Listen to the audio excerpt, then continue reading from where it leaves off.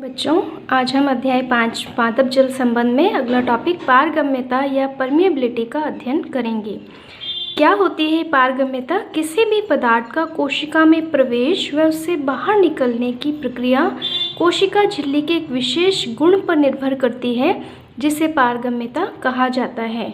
यानी पदार्थों का जो आवागमन है वह कोशिका झिल्ली के गुणों पर निर्भर करता है। उस विशेष गुण को ही पारगम्यता कहा जाता है।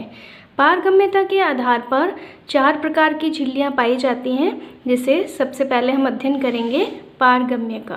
पारगम्यता के अध्ययन से पहले हम थोड़ा सा एक टर्म पढ़ लेते हैं, आपने पढ़ी भी होगी। जैसे हम देखते हैं विलयन जो बनता है वो किन किन चीज़ों से मिलके बनता है? विलेय और विलायक, सॉल्यूट और सॉल्वेंट। तो ये टर्म क्लियर कर लेते हैं हम यहाँ पर क्या है। विलेय जिस पदार्थ को घोला जाता है और विलायक जो पदार्थों को अपने अंदर घोलता है। जैसे विलयन का सबसे छोटा सिंपल एग्जाम्पल अगर ले तो चीनी का घोल। चीनी का घोल क्या है? विलयन है।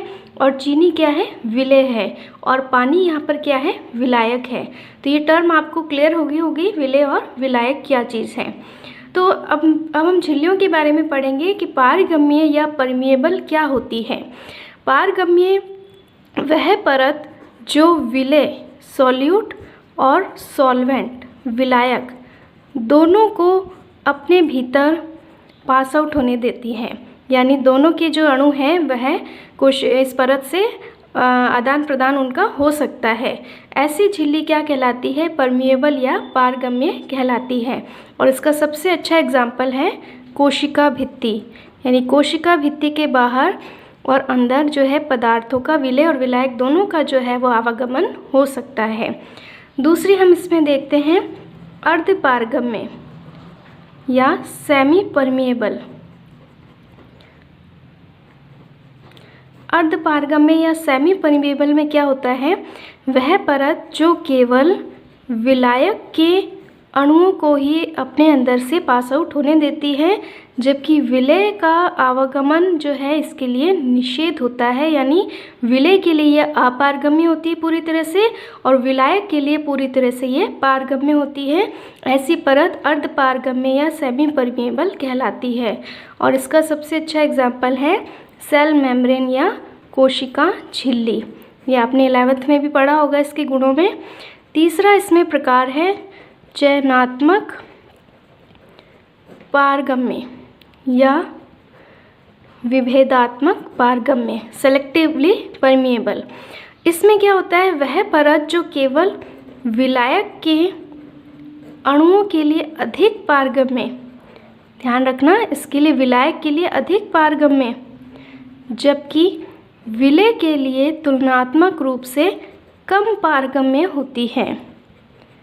यानी जो पारगम्य है और चयनात्मक पारगम्य दोनों में मेन डिफरेंस क्या है? अर्धपारगम्य तो विलेय के लिए पूरी तरह से अपारगम्य है, जबकि चयनात्मक पारगम्य में विलेय के लिए विलायक की तुलना में कम पारगम्य होती हैं। ऐसी झिल्लियाँ चयनात्मक पारगम्य कहलाती हैं। इसका एग्जाम्पल है प्लाज्मा झिल्ली। प्लाज्मा झिल्ली अर्धपारगम्य और चयनात्मक पारगम्य दोनों की भांति कार्य करती है। और दूसरी है टोनोप्लास्ट। ये टोनोप्लास्ट भी कोशिका की संरचना में आपने पढ़ी होगी। रिक्तिका के चारों ओर जो परत पाई जाती है, रिक्तिका इसके चारों ओर जो परत है वह टोनोप्लास्ट है। और वह कैसी होती है? चयनात्मक पारगम्य। तीसरी इसमें प्रकार है अपारगम्य, चौथा प्रकार है इसमें अपारगम्य।